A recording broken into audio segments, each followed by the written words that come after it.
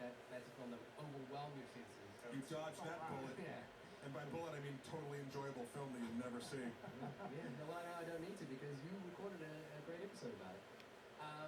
So what I like is that there's this sort of sense of examining the tactile. You know, like we see close-ups of hands like touching the ceiling as we're walking. We see Jeremy Renner fall over as he's trying to adapt to it. You know, like it's those little. Oh, I fell over. Oh, I fell over again. Yeah.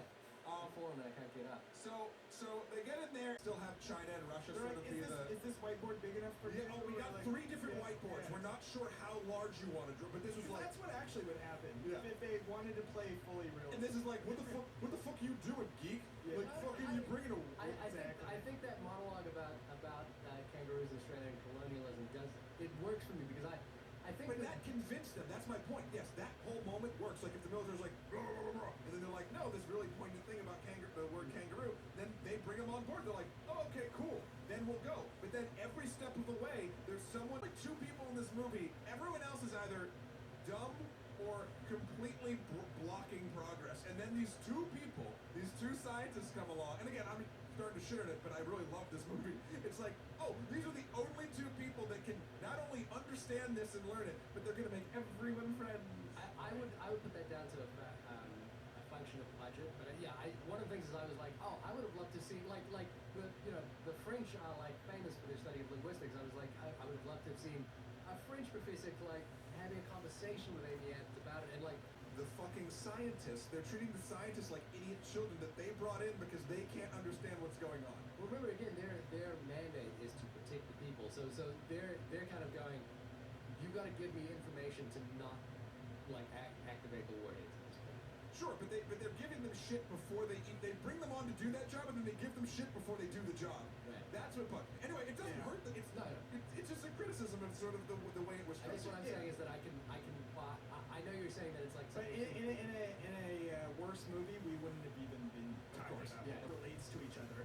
Like, how is that not just random shit happening? Well, and so that's the point. The suspension of belief the whole movie relies on. You also have to believe that they can see the same way that we see in the same ultraviolet spectrum. You have to believe that they know what holding something up and pointing to it to yourself. 30 feet away, whispering, and knowing what your arm is. What does a pointing to yourself mean if you've never seen a human before? To me, it was like, again, just talking shit on a great movie. Try to. That's what I do. Yeah. Well, but you have to go along with like some. If you wanted like tension in the scenes, like maybe there's just like she thinks she's like onto something, and then like her whole work was actually wrong, and then she has to like rethink. You know what I mean? Like that's where you could get tension is in her struggle to understand. Cine 4 jumps up to 200 ISO. So eventually, and then it kind of goes through the circles. They shoot this ink out of their hand that then becomes sort of what their language is, and it's all sort of super complex. I want to talk about that because that to me is one of the best things about the film. Sure. They named Abbott Costello, which I thought was really cute. They were called Raspberry and Flapper in the short story. They made it better. They finally get pressured into asking too soon the question of why are you here, to which the aliens give a cryptic answer about for a gift/weapon, and everyone gets spooked. Gift of weapon. But I love like they're, like then Amy Adams has to come and explain it. I'm like, oh my god, is she just trying to explain away what they've said? But she's also saying like, what does weapon mean? Like if a weapon could also be a tool. So they played jokes. They're behind a big piece of glass, but we don't need to get into that. So then, they kept on like crushing. Side note, Amy Adams is starting to dream in their language and like having dreams that's mixing her thing with her daughter, and also like then Abbott shows up like in the dream. So the thing is, this is very reminiscent of Enemy, by the way. Giant spider thing. I think that's how he got the job. He was like, oh, can this director do giant spider thing? Yeah, in a dream. No, but so like obviously this didn't happen to me, but like proud. Was it? No one got the. Oh, the French. Yeah, I had to watch that. Yeah. Is this the national film? I actually hated that. It creeped me out. Yeah, because it's a cartoon monster trying to teach you languages. Oh, really? I preferred in Spanish class we had Destinos, which was a Spanish soap opera that taught you. It was just another nice touch of like, all right, they thought about this. Well, they thought about it because it ties into the twist. Yeah. And I I think like maybe something I didn't love about Enemy that The ships all 12 sort of rise up higher, like a half Very mile up in the sky. ominous. Yeah, like, oh, by the way, now we kill somehow you. this feels worse. Yeah. And then Amy Adams, she eventually goes out to have one final talk with them by herself. Why does she do that by herself? Because they're not letting her go anymore. Well, no, she comes to this conclusion. She starts figuring out the fact that if you learn a language structure, you start thinking in that structure. Something. I feel like what happened Because it is was that dark, they it was- tied her hair up, and then the hair was actually CG. Oh, really? I It looked that's like what they shot it on a black background and then tried to composite her in a white. I don't know. There's some weird. There was some. That was the one thing I was like. I noticed that too.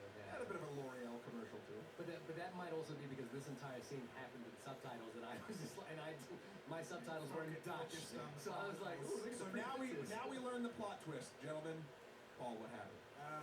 They say. Early flashbacks that they've been hinting at, but in fact, the Flash future. Spoilers for Lost. Season 4 of Lost. Yeah. Yeah. So where it gets interesting is she can then like pull knowledge.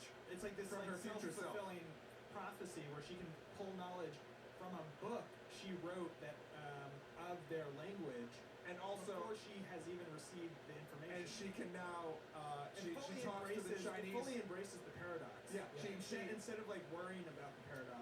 She talks to the Chinese guy who was going to launch some nukes, and he tells her like his wife's dying words, which Which is spreading. So I would perceive that the reason General Chang is okay with it as he understands it. and also the way he's kind of like telling her mechanically and sort of like prophecy knowing is because he himself understands why this is why this needs to happen. 100%. So eventually, But, like, I don't know. It felt like very like Christopher Nolan logic a little bit. This whole scene. Yeah. I mean, it feels like Christopher Nolan. I have a theme breaking. That Amy Adams talks about as well is whether they have the facility to speak English or the facility to communicate in English, which they may not have. Maybe because they just don't. like we don't have the. Maybe that's why they understand. Like her. Human and pointing and that sort of thing. Yeah. I guess I could see that, but it is sort of like they have these sort of miscommunications throughout the entire thing, like in the beginning, and they're little like get to know each other. But phase. also remember, Amy Adams isn't speaking to them in English. Amy Adams is speaking to them in their language. Eventually, I'm talking about in the beginning. The theme of the film comes in to play for me, which is that by doing this, she knows ahead of time that her daughter is going to die, and she still chooses to have that child. Yes. And that's thematically what this film is about. And just like maybe that's why, and I said this too, we were all sort of talking about it before, but like maybe that's why Abbott has to die. He has to choose to still die because that's when he dies. But also, and Amy Adams chooses because he has to experience the death. Just like Amy Adams chose to have the kid to experience the kid and to give the kid at least a small part remember of as life. well is that they're not. Is Amy Adams ensures that it stays. But does locked. Amy Adams always ensure that it's locked? You know what I'm saying? Because she can't change the death of her daughter. She's like, she can't. Could she not? If she chose to not have a baby, that could have disrupted something in this whole plan, and it could have all fallen apart. But does she have a choice? This is my question, and I don't know if there's an answer to it. I think this movie has a timeline that the way they present it, it is fucking locked in, and everything that happens has to happen, and everything that will, it's the same thing. She never had a choice. Free will is. And that he knows he can't deal with the fact that she knows this information. It's the reason that their relationship falls apart. Yeah, exactly. And maybe he's angry at the fact that She references that. maybe to her daughter. he's angry at the fact that she knew that he was going to die, and they still let him have the child. Whereas I think the way she sees it is that I would rather have the whatever amount of years I have with that child. Right. The film is a love letter to that child. Yeah. And I found, like even knowing that child, and I found that. You have the kid, even though in her mind she's doing it for all of the beautiful reasons that you said. But it goes back to sort of even the way I think about the real world is that there is no free will, and we were always going to be here talking about this movie right now. Sure. In how we experience, unless you want to do into parallel universe theory, which is a whole different. Pantheistic solves I it. think both work. Yeah, and they can. Yeah. They can. I think it's I do think it's closer to the Dr. Manhattan theory of time, which is that he can change things, but he